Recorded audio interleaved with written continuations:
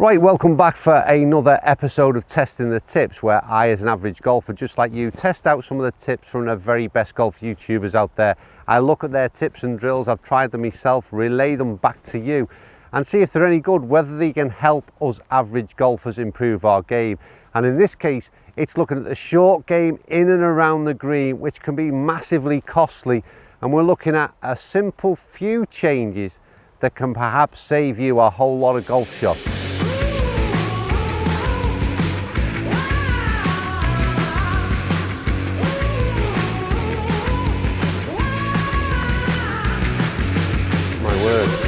I'm impressed with this, you know.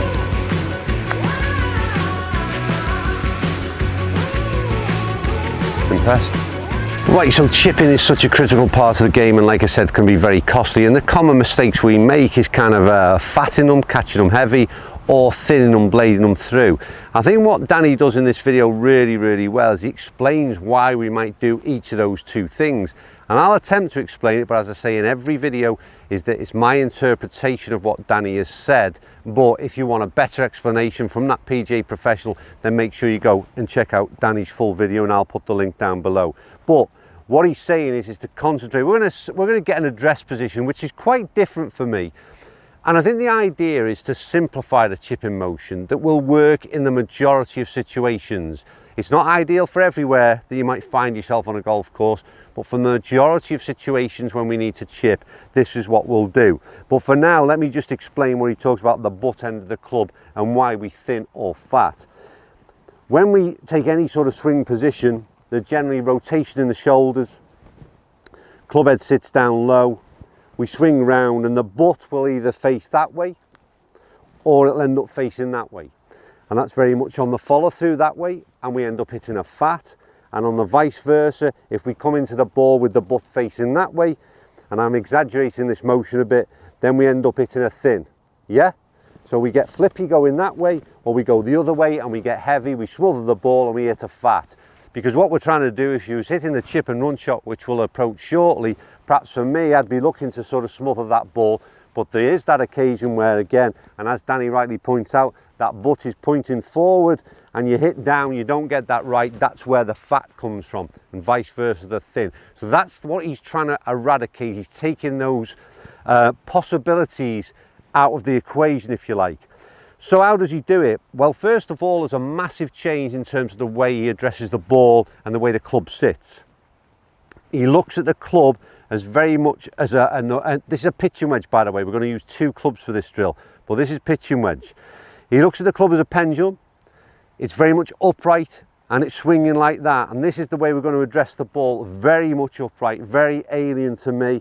Address the ball, like I said, almost stood, very much vertical, ball in the back of the stance, and all he asks us to do is to swing with a very much a pendulum like motion. Right? Even I'm struggling to do it now. And to do that, there's just a slight break in the wrist, this back wrist, and it's as if you're throwing a ball, is how he explains it, on an underarm throw. And all we're going to do is take it back and through, back and through. Now this is for a chip and run, don't forget. We've got a lot of green, we've got a pitching wedge, and all we're trying to do, and let me give it a go, is back and through. We haven't picked the easiest of places here to do a little bit of a demo because it's on a massive slope, this shot. But the idea is, and that probably pitched up a little bit higher than I wanted it to. So standing up high, back and through. Let me try that again. So back, through. That was the shot I was trying to hit, which was that much lower chip and run. That might even go in the hole. A bit better effort.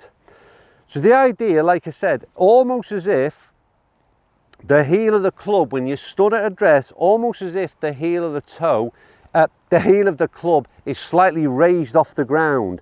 And again, the hands feel awkward, but it's just about taking that little bit of wrist break with the rear hand, the lower hand, and then through. And what it does, I'll give it one more go, back and through. Now what it does, it eliminates, first of all, I thought that was going to go in. First of all, what it does, it gets the ball rolling at the hole, right?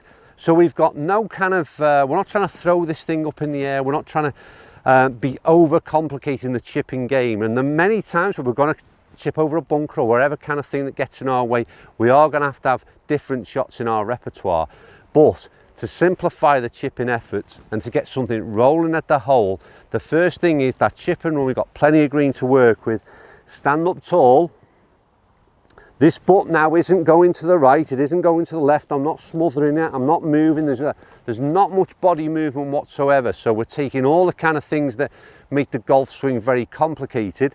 We're taking all those things out the equation. All we're doing is standing up tall, ball at the back of the stance, that back through, and then there. And you'll see that when I swing through, there's a bit of a rise in the butt. And again, it's the way Danny explains it. I don't really sort of understand this bit, but the butt will come back and then it moves slightly upwards in an upwards finish. So we're back and then we're up. And that's all we're doing. It's a real simplistic way of chipping. It's not a method that I've ever used before. I've never stood that club up so tall. But what it does just in this first instance as a chip and run, it gets the ball rolling at the hole. It's not got a lot going on. There's no great movements. There's no great flicking of wrist. We're not smothering it. We're not trying to do anything special. Almost that pendulum motion of just letting a pitching wedge do its job. Pitching wedge 9-iron, whatever you think for that type of shot. Just let the ball run out and release. But obviously there's other shots that are going to require just a little bit of a different shot. So I'll move into another situation and see how adopting the same technique really simplifies that chipping again. Now don't forget, that was a chip and run shot. So we've got the 9-iron, we've got plenty of green to work with. We use that same motion. So what happens when we get into this position? We're on exactly the same green. We've got a little bit of first cut, if you like, that we've got to get over. But then the flag is fairly close by, so we don't want to chip and run. We want this to just pop up a little bit, and obviously we need it to stop and not release as much as that chip and run. Well, all Danny explains is that we simply change club, so everything stays the same, the motion stays the same. I've moved to a 58. I think in the demo video that he does, he uses a 56. We address the ball exactly the same, ball in the back of the stance, nothing is changing. Hands and wrists are forward. That heel is almost off the ground. And don't forget, it's that little chip. My word.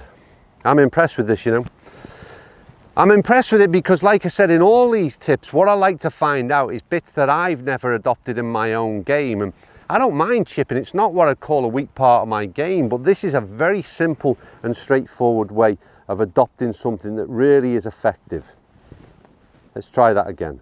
So hands forward, so it's back. You see it even just popped it up a little bit higher on that one there. It's incredibly simple, and the first thing, like I said, back to the chip and run. It gets the ball rolling at the hole, but it takes out so much of the bits that we can get wrong in terms of the thinning and the fatting, and it just keeps it very much, the swing is literally just a couple of feet. All we've done is it's exactly the same swing length as what we played with the pitching wedge as what we're playing for this shorter shot, but the results are just the same. It's just the loft helps to just pop that ball up. Really good tip this, Danny.